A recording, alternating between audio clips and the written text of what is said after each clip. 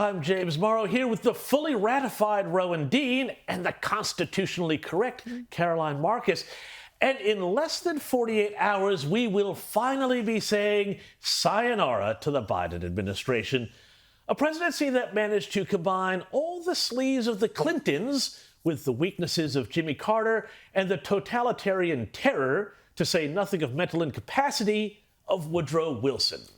Now, to say that the Bidens and their cronies will not be missed is, I have to say, an understatement. Indeed, fully 61% of the American people think that his presidency was a failure, according to a new poll. I mean, that's even worse than The Voice.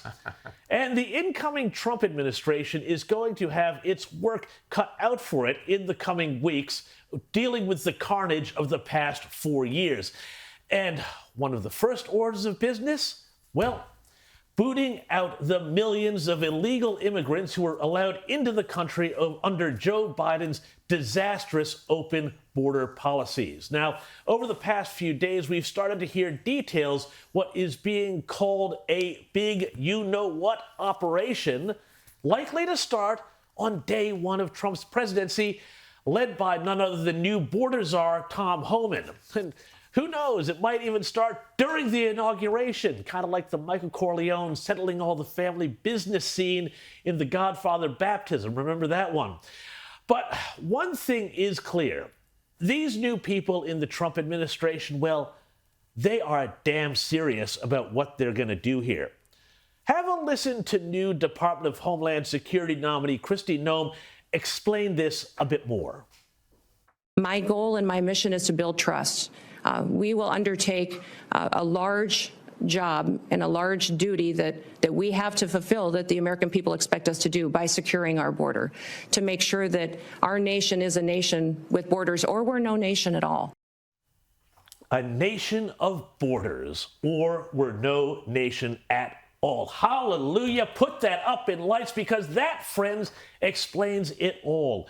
Why the entire radical left has their program to undermine America, and as well, nations like Australia and Britain and Germany and France and so on have discovered.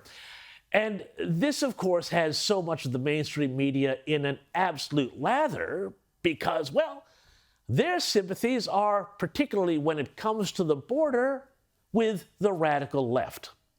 Here's Secretary of State designate Marco Rubio absolutely schooling Meet the Press's Kristen Walker.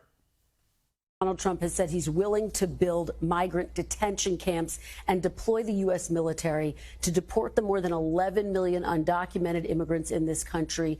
It would be the largest deportation operation in American history. Do you support that plan? 11 million. That's an outdated. That was the number 10 years ago. We're talking upwards of 20, 25, maybe 30 million. Well, there's been almost 10 million people that have entered this country unlawfully in the last 3 years. To the question, would you support it? The number varies big time. I mean, it's another 9 to 10 million people just in the last 3 years. The answer to your question is yes. Back in 2013, when I was involved in immigration reform, we had 11, 12 million people that had been here for longer than a decade.